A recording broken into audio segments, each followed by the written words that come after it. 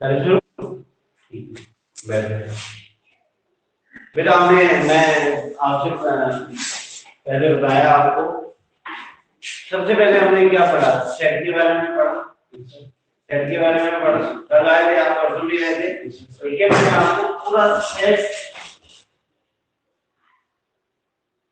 मैंने आपको पूरा सेट से रिवाइज करवाया, एक एक डेफिनेशन सेट आ गया, इससे कंसेप्ट पता है।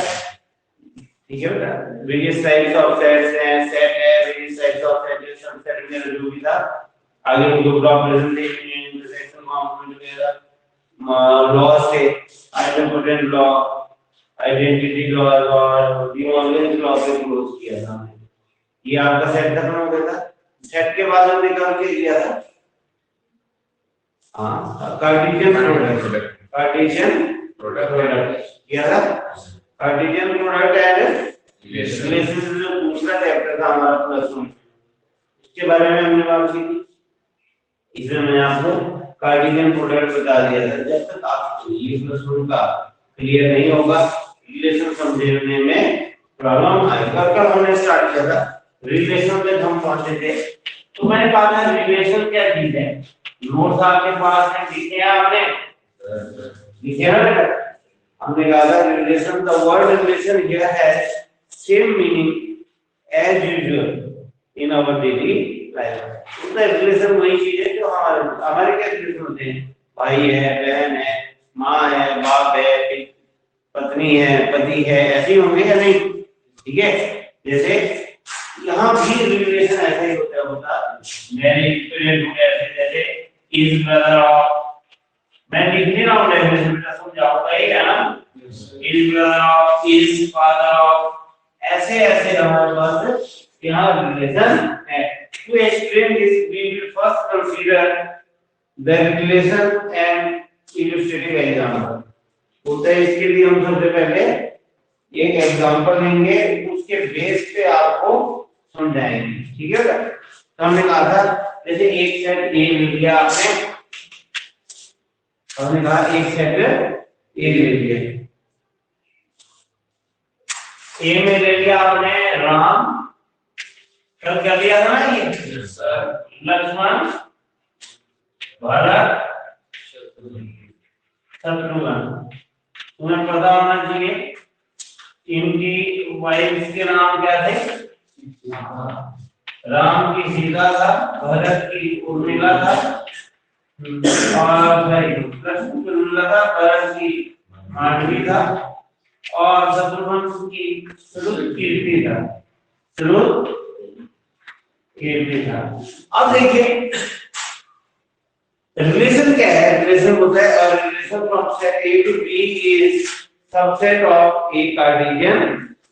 अगर डेफिनेशन की बात करें तो होता है और relation from set A to set B, set A to set B is subset of A Cartesian B, और relation from set A to set B एक सबसेट ऑफ एक। मुझे लगता है मैंने पहले डेफिनेशन बताई, फिर एग्जांपल पे आ गया तो सिंगल लाइन रहेगी। रिलेशन क्या होता है, अब एक सेट ए एक set B, A to B जो रिलेशन होगा वो ए कार्टेशियन बी का सबसेट होगा। ठीक है, तो उसके बाद हमने बात की थी कि रिलेशन रियल लाइफ में वो एक सिस्टर ऑफ एफेक्टिव रिलेशन है, लगभग वही इसमें है। उसका एक एग्जांपल लेता हूं, ये दिया हमने ए कार्टेशियन बी में, देखिए ए कार्टेशियन बी में क्या आएगा, सारा वेरियस पॉसिबल ऑर्डर पेयर। ए कार्टेशियन बी में क्या आता है, तो बोलता हूं मैं पिछला प्रश्न का आना चाहिए है ना। A Cartesian B various possible order pair जो बनेगी। ठीक है, मान लो हमने रिश्ते करवाने हैं इनके लिए, मान लो फाइनल करवाने, 4 लड़के हैं 4 लड़कियां, तो क्या जोड़े बन सकते हैं, वो सारी है पॉसिबिलिटी। मैं फर्स्ट एक्सेल लिखूंगा, राम सीता, राम उर्मिला, राम मांडवी, ये राम नहीं बना, ये राम मत पढ़ना इससे। ठीक है, राम और श्रुत कीर्ति को मैं ऐसे लिखा है ना, चलिए, क्योंकि एस दोनों में से कंसिडर है। बोलो लक्ष्मण सीता किसी के बिगाड़ने देव वाली ये तो समझा रहा हूँ कि ऐसी पॉसिबिलिटी थी, वो आपको पता है कौन किसकी बीवी है ना, थी है नहीं। लक्ष्मण उर्मिला, लक्ष्मण मांडवी, लक्ष्मण सुरकीर्ति, ठीक है बेटा। और भरत सीता, भरत उर्मिला, भरत मांडवी और भरत सुरकीर्ति। तभी हम डिस्कस कर सकते हैं चाहिए ये सुरकीर्ति राम शत्रुघ्न सुरकीर्ति सीता। अब तो ये फिर ऐसे हो गया, चलो कोई बात नहीं, शत्रुघ्न लेवल बात नहीं, ऐसा ही करते हैं। शत्रुघ्न सीता, शत्रुघ्न उर्मिला, शत्रुघ्न मांडवी, शत्रुघ्न सुरकीर्ति, ये टोटल पॉसिबिलिटी है। ये है ए का रीजन, ए में 4 आदमी है, बी में 4 लेडीज है, तो ए का रीजन बी में ये पॉसिबिलिटीज होगी, ठीक है। अब हम एक रिलेशन डिफाइन करते हैं, is husband of, is R हमने डिफाइन किया, इज हस्बैंड ऑफ, तो ये आर में क्या है, इसमें वही Ram is husband of Sita, तो आर ऐसा है, बोलो Lakshman is that of Urmila, ये भी आएगा। Bharat is that of Mandavi, ये भी आएगा, बोलो। Shatrughna is that of Surkirti, ये भी आएगा, नहीं आएगा होता। तो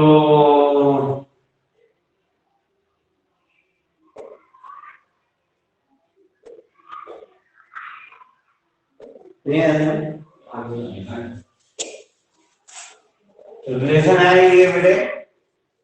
अब देखिए ये क्लियरली सबसेट हुआ एक कार्टेशियन बी का या नहीं, ये कार्टेशियन है वो सी के साथ है, clearly it is subset of A Cartesian B. तो इस तरह हमने बोला relation from set A to B क्या होगा, subset of A Cartesian B. बात समझ आ रही है, बोलता है if A is in relation of R with B, A is in relation R with B, then we write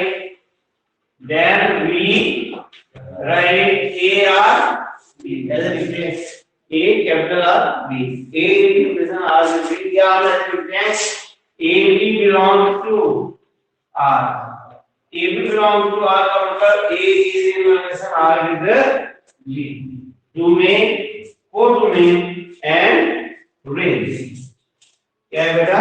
next एक चीज आप सुने किसी साल पढ़ाया आपने, नया नहीं, आप भी रिलेशन पढ़ाया कार्टेशियन प्रोडक्ट एंड रिलेशन, बोलो पढ़ाया कि नहीं पढ़ाया, रिलेशन मैंने रिपीट करवाया।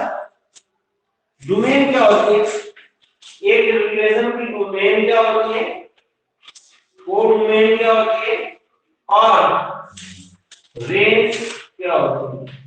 रिलेशन की डोमेन क्या होती है, कोडोमेन क्या होती है और रेंज क्या होती है। Let R be a relation from set A to set B, then set of all first components of all ordered pair, all first components of coordinates of ordered pair belonging to R is called domain of R। नहीं आ रही domain क्या होगी, जैसे ये relation है, पहले element को लिख दो, वो क्या हो जाएगी, जैसे इस रिलेशन R की डोमेन क्या होगी, R S B और नहीं R S B और S, आगे की लिखने को बोलते हैं, चलो कंटिन्यू करेंगे और समझ आए। तो जो ऑर्डर पेयर आपके रिलेशन में उनका फर्स्ट एलिमेंट क्या करेगा, बोलो डोमेन बनाएगा। और सेकंड एलिमेंट रेंज, सेकंड क्या होगा, सॉरी सेकंड क्या होगा, रेंज। सीता उर्मिला मांडवी एंड सुरकीर्ति, नहीं लगा पता? कोई डाउट तो पूछ लो। It is evident from the above definition that domain of a relation from set A to B is domain of a relation from A to B is subset of A and its range is subset of B. तो B is का आपका जो relation है वो A to B बन रहा है, तो B जो होगी वो तुम्हारी कोडोमेन होगी। यहाँ पर कोडोमेन और रेंज बराबर दिया दिया आपको, मेरी बात समझ आ रही है? रेंज हमेशा सबसेट होता है कोडोमेन का, बराबर आ रहा है यहाँ, तो भी हर सेट अपना सबसेट होता है। मेरी बात समझ आ रही है या नहीं? बोलो बेटे, लग रहा है पक्का? तुम्हें क्या रिलेशन समझ आया? रिलेशन का हमने एग्जांपल दिया, ये समझ आया? तो रिलेशन क्या हो गया? Subset of A Cartesian. इतना क्लियर हो गया? बोलो।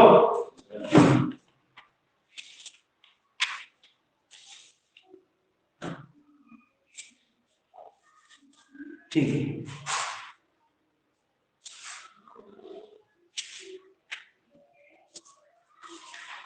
क्लासिफिकेशन ऑफ रिलेशन हमारा जो टॉपिक है +2 से जो आपका आएगा, तो मैंने आपको रिलेशन में डिफाइन करा मैंने। अब हम अपने मेन पार्ट पे चलेंगे जहां से +2 का आपका सिलेबस शुरू हो रहा है। ठीक है बेटे?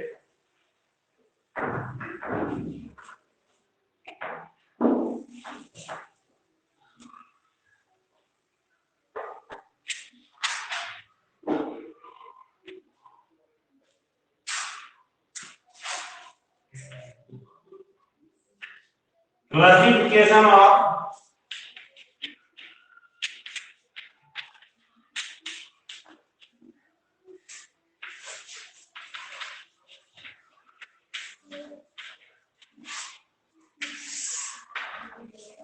Classification of relation. पहला है रिफ्लेक्सिव, पहला है ध्यान देना reflexive. A relation R on a set E is said to be reflexive. Relation R on set E, कोई relation R है, वो किसी set of elements E के ऊपर reflexive कहलाएगा। होता है कि X is in relation R with X for all X belonging to E। आपको अपने नोट्स में डेफिनेशन देखें, नहीं समझे? रिफ्लेक्सिव कब हुआ? जब सुनिएगा E कोई सेट है, E में एलिमेंट है, जब E का हर एलिमेंट अपने साथ ही रिलेशन R में हो, अपने साथ ही रिलेशन R में हो, तो हम क्या कहेंगे उस रिलेशन को? रिफ्लेक्सिव। कोई पता नहीं चल रहा है।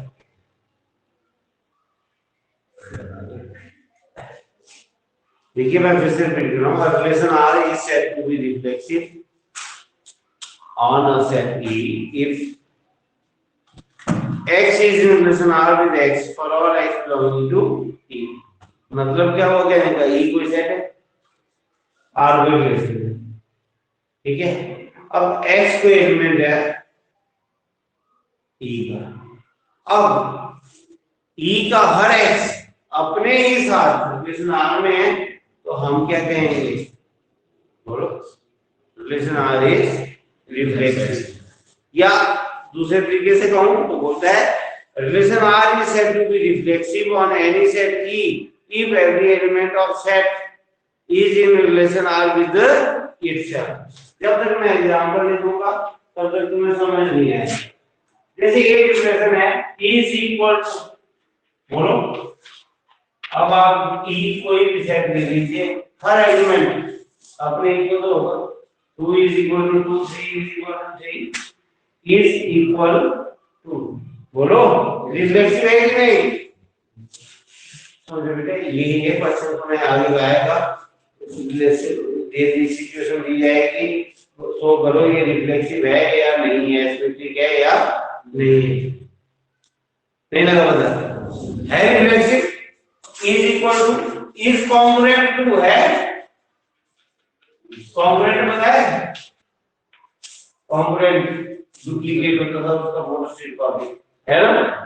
Triangle, congruent triangle, corresponding sides और कॉरस्पॉन्डिंग एंगल्स क्या होते थे? बराबर। सीपीसीटी बोलते थे आप, बोलते थे कि नहीं? बोलो। रिफ्लेक्सिव आया था, इज परपेंडिकुलर टू है क्या? है शाबाश, इज परपेंडिकुलर टू है क्या? नोट नहीं करें। ये नहीं है तो कोई भी लाइन अपने ही परपेंडिकुलर होना होगी क्या? नोट्स भी देखें आप, सब नहीं कोशिश करें, ठीक है? दूसरा आ गया सिमेट्री। क्या आया? सिमेट्री। सिमेट्री कैसा होता है? सिमेट्री में होता है मेरा दिल तेरे लिए, तेरा दिल है ना? ठीक है, गिव एंड टेक। मतलब कोई बात नहीं, ये ऐसे याद रहेंगे कि तेरा दिल मेरे लिए, मेरा दिल तेरे लिए, याद हमेशा रह जाएगा, मतलब सिमेट्री बन गई। ठीक है, उसको आपने अब डिकोडिंग करिए, क्या मतलब हुआ तेरा दिल मेरे लिए, मेरा दिल तेरे लिए। बोले if x is in relation r with y, then y is in relation r with x। ऐसा नहीं एक तरफा प्यार नहीं है, मतलब एक बी से तो बी को भी ए से। कई बात समझ आ रही है? What the relation R is said to be reflexive if X is in relation R to Y implies Y is in relation R with X। जैसे इसमें नहीं आया समझ, is equal to A is equal to B तो B is equal to A होगा कि नहीं? तो is equal to मनन, मैं समझ आ रहा है? is equal to पता चल गया? सिमेट्रिक है, बोलो। is congruent to,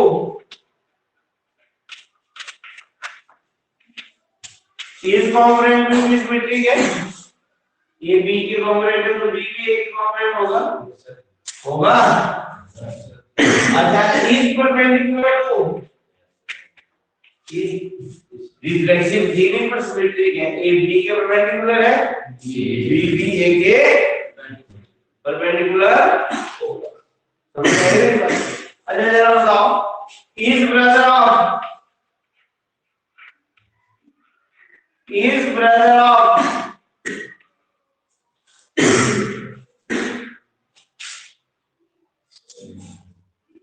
is brother of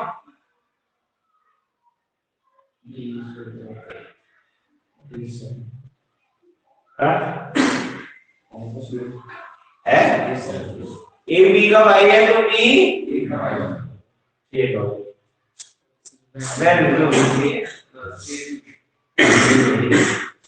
A B का भाई है तो बी नहीं ए का भाई हो। बात समझ आ रही है? थर्ड केस भी हो सकता है, ठीक है? ये से ब्रदर ऑफ, ठीक है? चलिए आगे है, ये मैं क्या बता, ये बड़ा कैंडिडेट, ये बड़ा खतरनाक है।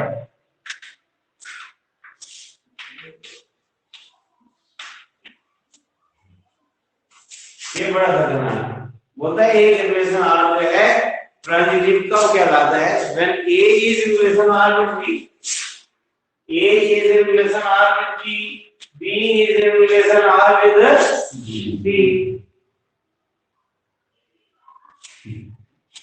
then A is in relation R with C। A का B के साथ रिश्ता है, B का C के साथ है, तो A का C के साथ, ठीक है? ठीक है ना? जैसे मनन को मयंक पसंद है, ठीक है? बोलो, मयंक को, मनन को मयंक देखना है, मयंक पसंद है, मयंक को अपनी गर्लफ्रेंड पसंद है। इसका मतलब मनन को इसकी गर्लफ्रेंड पसंद होगी नहीं, ठीक है? समझ आया? वो गर्लफ्रेंड की बात कोई नहीं है, मैं तो समझा कर रहा हूँ, ठीक है? A is in relation R with B, B is in relation R with C, A is in relation R with C, ठीक है बेटे? जैसे E is equal to है, A B के बराबर है, मैं तेरे बराबर हूँ, तू इसके बराबर है, तो मैं और ये भी क्या होगा, ठीक है। बोलो नहीं लग गया पता, is equal to is congruent to लग गया पता है कि नहीं है, इज परपेंडिकुलर टू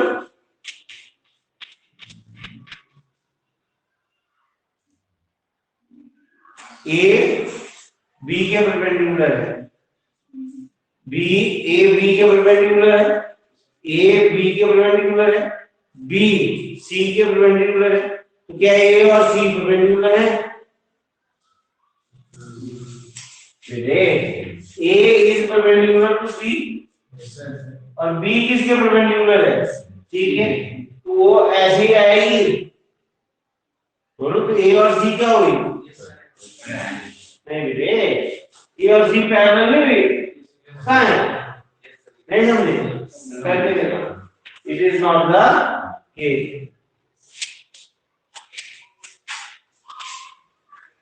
चिराग समझ आ रहा है, लग गया पता, नहीं लगा पता मेरे पक्का। Next is equivalence relation, equivalence relation बोलता है, और relation is said to be equivalence relation if it is reflexive, symmetric and transitive.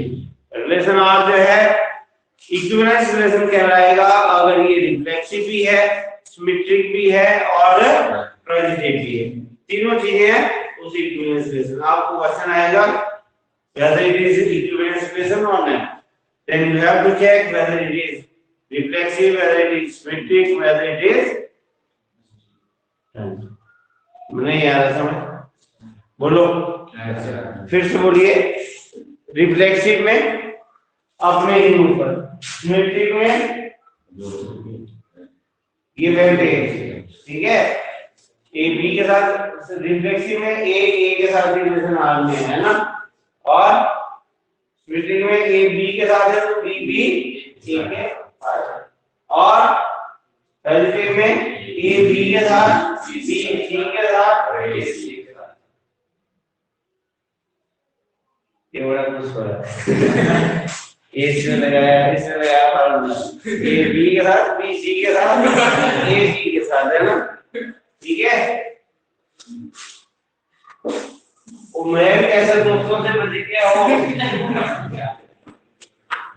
ये जो ट्रांजिटिव रिलेशन बता रहा है ना, ये ठीक नहीं है, तो चलिए बस डिस्टर्बेंस नहीं होनी चाहिए, बात इतनी है कि तुम फ्रेश हो जाओ और हम आगे बढ़ें। इसके ऊपर बेस आपको क्वेश्चन है, किताब मेरे पास, कोशिश करेंगे मैं ज्यादा वर्णन नहीं डालूंगा, तो नेक्स्ट लेक्चर में हमें परफॉर्मेंस भी देनी होगी। Determine whether each of the following relation is reflexive, symmetric and transitive. पहला देखिए रिलेशन आर दिया हुआ तुम्हें, आर दिया है, R on set A, R जो है रिलेशन सेट ए के ऊपर, ए के दिया हुआ 1 2 3 4 से लेके 14 तक, given a is this, बोलो R कैसे डिफाइन किया हुआ है, R is relation of ordered pair x y such that 3x minus y is 0। देखने की कोशिश करें, हमने इसकी रिफ्लेक्सिविटी, सिमेट्री और ट्रांजिटिविटी चेक करनी है। देखो समझ आ रही है, एक चीज समझाना चाहूंगा, मुझे प्रूव करना है कि मनन अच्छा लड़का नहीं है, तो मुझे इसकी पूरी लाइफ एक एक दिन बताने की, देखने की जरूरत नहीं है। मैं एक चीज ढूंढूंगा, ये गलत कहां था, मैं देखो आप मुझसे इसने शराब पिया था, नशा किया था, फॉर एग्जांपल ऐसे ढूंढो, आई एम नॉट, ठीक है, एक इवेंट निकाल दूंगा इसकी लाइफ का, मैं बोलूंगा कि ये ठीक नहीं, हो गया ना, एक ही इवेंट काफी होगा। जबकि मैंने इसको प्रूव करना है कि नहीं ये अच्छा है, तो उसके लिए मुझे इसकी बचपन की, बड़े होने की हर चीज डिटेल से स्कैन करनी पड़ेगी। वैसे ही एक एक रिलेशन दिया और रिफ्लेक्सिव है, ये प्रूव करना थोड़ा एब्स्ट्रैक्ट काम है।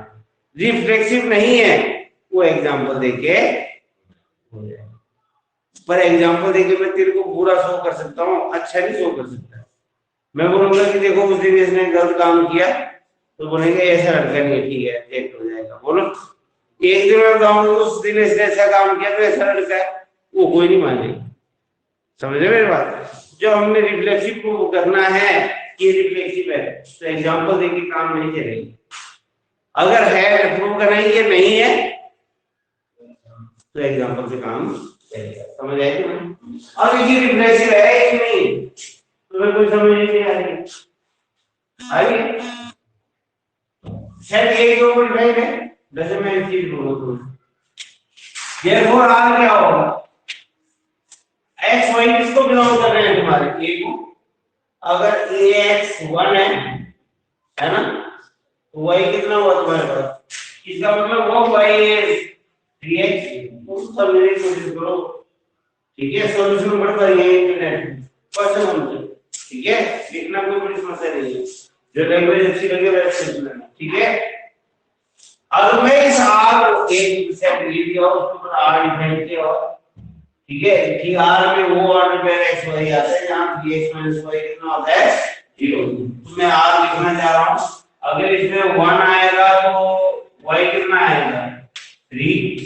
बोलो 2 पे कितना आएगा 6, 3 पे कितना आएगा 9, 4 पे कितना आएगा 12, 5 पे कितना आएगा 15, 5 पे कितना आएगा 50। पर 15 है ही, तो आर आपका रेस्ट्रिक्ट हो गया इतना। बोलो बोलो। अब ये रिफ्लेक्सिव कब होता? जब 1 इसमें होता, तो 1 इज इन रिलेशन आर में 2 इसमें होता, हर एलिमेंट अपने ही साथ रिलेशन आर में होता, तो ये रिफ्लेक्सिव होता है। मेरी बात समझ आ रही है? नहीं आ रही है तो फिर पूछना और मुझे बोलो, मैं बताऊंगा फिर से। बोलो। तो यहाँ 1 1 2 से लेके 14 14 तक आर इज रिलेशन आर में, पर नहीं है तो हम ये कहेंगे कि ये रिफ्लेक्सिव नहीं है। देखिए कैसे लिखेंगे हम रिफ्लेक्सिविटी।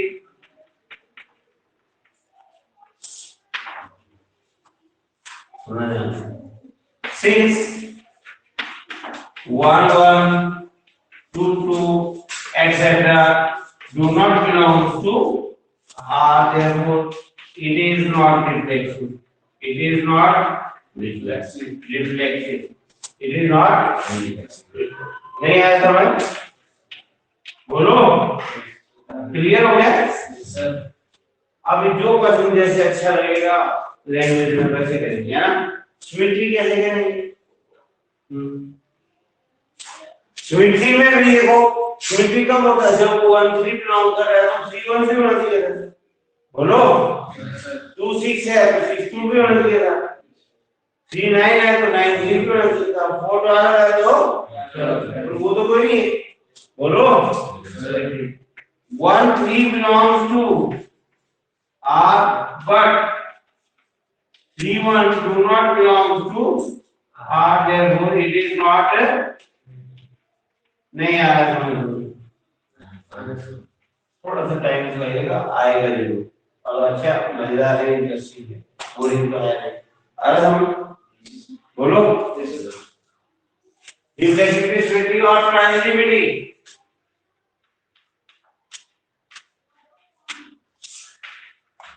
ट्रांजिटिविटी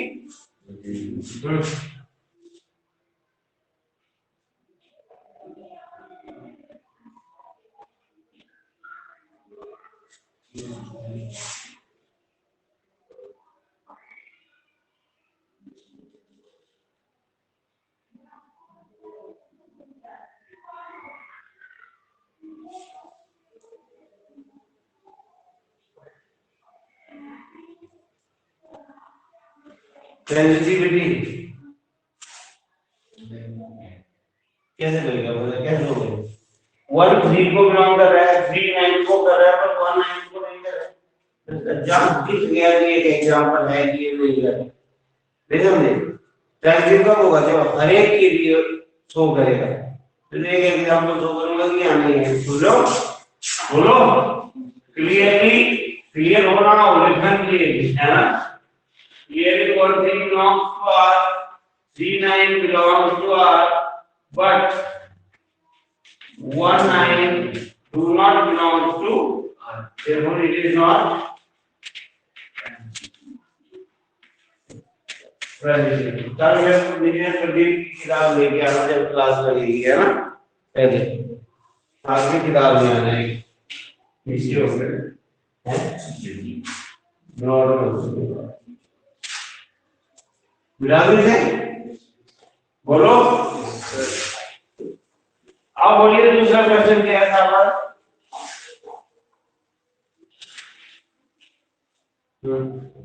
फिर आप करेंगे अगला दूसरा question. R is defined on set of n natural numbers. R is defined as R is collection of ordered pair xy such that y is equal to x plus 5 x is less than नहीं आ रहा समझ। R जो है R is defined on set of natural numbers मतलब 1 to infinity। R जो है set of natural numbers को define है। R में वो ऑर्डर पेयर xy आएंगे जहां y कितना आएगा x plus 5 पर कंडीशन है कि x 4 से छोटा होना चाहिए। Therefore R में क्या है, देखिए क्या क्या हो सकता है x नेचुरल नंबर के ऊपर है तो 1 से स्टार्ट होगा, 0 और 90 में है बोलो। अगर x 1 आया तो y कितना आया 6 बोलो, 2 पे 7 3 पे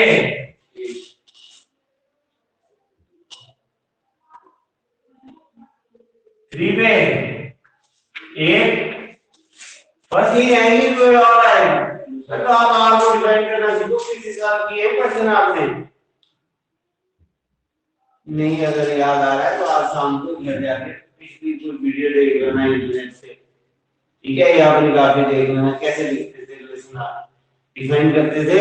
फिर तभी तो आप इसकी डोमेन और रेंज लिखते थे, ठीक है। नहीं आ रहा समझ क्लियर है। नेचुरल नंबर को डिफाइन करना तो नेचुरल नंबर क्या आएंगे और y आपका x + 5 होगा, x 4 से कम होगा तो x क्या होगा 1 2 और 3, x 1 है तो y 6 2 है तो 7 3 है तो। अब बताइए नेचुरल नंबर्स के ऊपर डिफाइन है 1 1 तो इसमें है नहीं, 2 भी नहीं है, 3 3 नहीं है, तो रिफ्लेक्शन नहीं, 1 6 है और 6 1 नहीं। अब ट्रेस मैट्रिक भी नहीं। समझ आ रही है बात या नहीं। Clearly 1 1 does not belong to R, therefore it is not नहीं आ रहा। 1 6 belongs to R but 6 1 do not belong to R, therefore it is not। Note नहीं आ रहा समझ। It is not ट्रांजिटिव का है नहीं केस। अब यहाँ एक समस्या है, ट्रांजिटिविटी का केस फिट ही नहीं हुआ है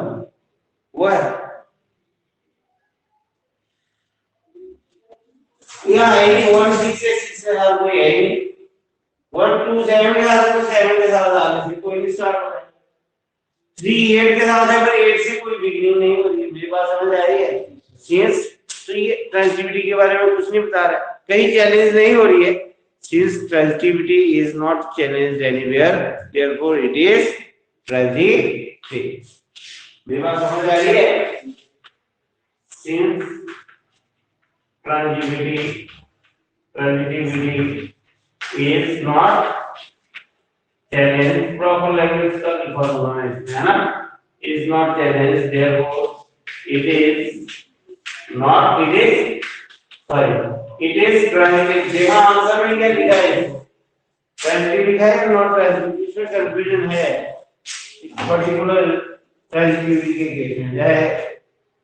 हम कैसे बोल सकते हैं इसको ये ट्रांजिटिव नहीं है कोई एग्जांपल में हम बोल रहे हैं ठीक है बेटा, क्या लिखा है नॉट प्रेजेंट दिख रहा है ना, अभी रुको कल बात करेंगे बड़ी होगी है ना, कल मुझे याद रखना यहाँ कंट्रोवर्सी है इसमें, आप कैसे बोल रहे हैं इसको ट्रांसलेट नहीं है, देखो ना आपके पास कोई एग्जाम्पल नहीं है, ठीक है मेरी बात समझ आ रही है, इसमें ट्रांजिटिविटी का केस डिस्कस नहीं हो रहा है, अगर तो होता कि 1 6 के साथ है 6 8 के साथ है पर 1 8 के साथ नहीं है तो मैं कहता है कि इट्स नॉट ट्रांजिटिव, तो यहाँ सिचुएशन वैसी कोई एग्जिस्ट ही नहीं करती है। सर मैंने बोला था मैं प्रदीप जी को बनाना मैं उससे में समझाऊंगा, उसमें थोड़ा क्लियर दिखाया उन्होंने कि इसको ट्रांजिटिव कहना चाहिए या नहीं। चलिए तीसरा देखिए, relation R is defined on this, बोलो ये आपको मैंने होमवर्क दिया, आपने पहला क्वेश्चन पूरा करके लाना है, ठीक है बेटा, उसी इसमें जब करेंगे तो भी समझ भी आएगा और आगे काम भी आएगा। आर इज डिफाइंड ऑन, बोलिए R is defined on set A 1 to 6 such that R is collection of order where x y such that y is divisible by x, किसके ऊपर डिफाइंड है A 1 2 3 4 5 and 6, R is defined on set A as R is collection of order where x y y is divisible by x, तो सही R में क्या आएगा y divisible होना चाहिए 1 1 आएगा 1 2 1 3 1 4 1 5 1 6, बोलिए 2 के साथ 2 2 1 कैसे आएगा 2 से तो ना 1 divisible x with the like और y डिविजिबल है 2 2 है 2 4 2 6 2 8 3 3 3 6, बोलो सर 4 4 5 5 और 6, अब हम ये अब इसको करना है, आप इसको करना है कि रिफ्लेक्सिव है, क्या लगता है तुम्हें रिफ्लेक्सिव है?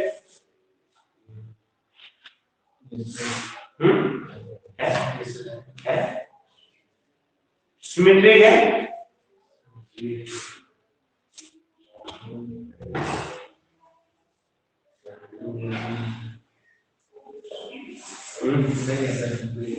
सिमेट्रिक नहीं, रिफ्लेक्सिविटी में देखिए मैंने बोला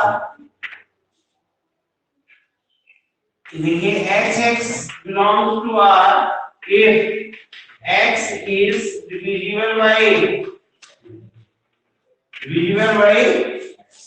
ठीक है x belong करेगा और x divisible by x which is true, बोलो देखो x y करता है तो y हो x के साथ, x कब करेगा जब x के साथ divisible होगा, तो x तो हमेशा ही x के साथ divisible होता है, तो x belongs to R therefore it is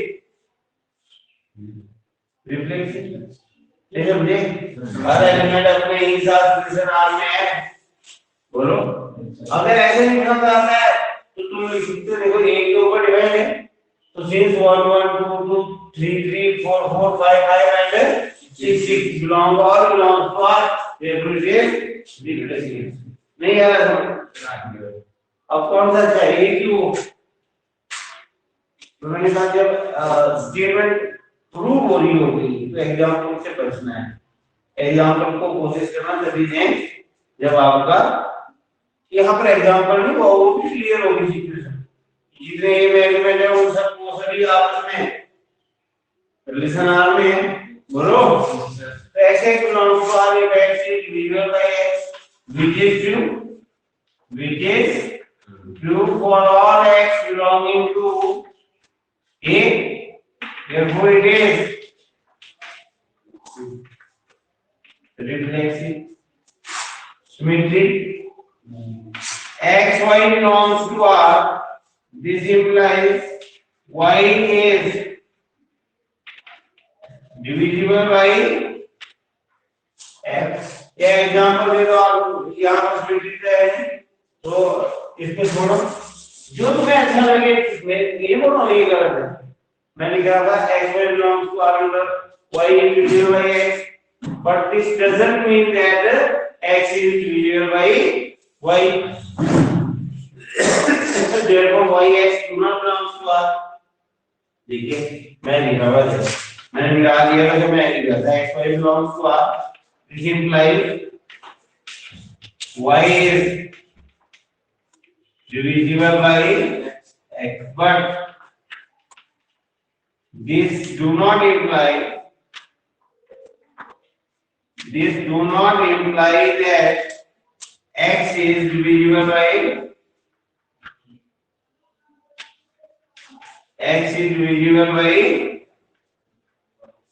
y. बोलो x is divisible by y. मतलब yx do not belongs to x y तो कर रहा है, yx नहीं कर रहा है, therefore it is not नहीं आ रहा है। ठीक है, x y belongs to R का y divisible है x से, तो y divisible है इसका मतलब होना कि x divisible होगा y से। बोलो 10 5 से divisible है, तो इसका मतलब ये थोड़ा ना कि 5 10 से divisible होगा। डिविजिबल तो वैसे बात किसी को किसी ने कर देते हैं, और डिविजिबल का मतलब हम लेते हैं कंप्लीटली डिविजिबल विदाउट रिमाइंडर। समझ आ रही है मेरी बात? ऐसा बता, या अगर आपने ऐसे ही करना तो इसका सीधा लिख देना आप, सिंस देखिए यहाँ 1 since 1 2 belongs to R but 2 1 do not belongs to R, therefore it is not a metric. वही एक कर लेना जो तुम्हें अच्छा लगे, मुझे बता तुम दूसरे वाला कर है ना। तुम मेरे ही फ्रेंड हो, मैं भी वही अच्छा लगता है इसमें जोड़ना नहीं। ठीक है, तो बस दोनों इक्वली गुड। ट्रांजिटिविटी देखिए कहीं ब्रेक हो रही है, 1 2 के साथ है, 1 2 के साथ है, 2 6 के साथ है, तो 1 6 के साथ है, 1 2 के साथ, 2 2 के साथ, 1 2 के साथ, 1 2 के साथ, 2 4 के साथ, तो 2 4 के साथ सारे हो रहे हैं, 1 3 के साथ है 1 3 के साथ, 3 6 के साथ, 1 6 के साथ। सुन लो तुम्हें लग रहा है ये फेर हो रही है?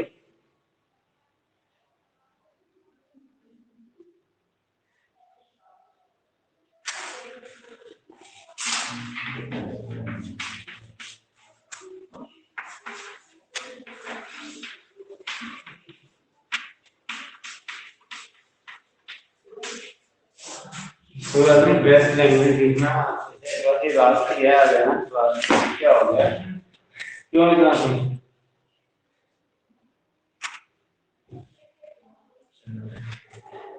मैं क्यों वो याद आ रही है मैं बचना है ना, वही है डिविजिबल बाय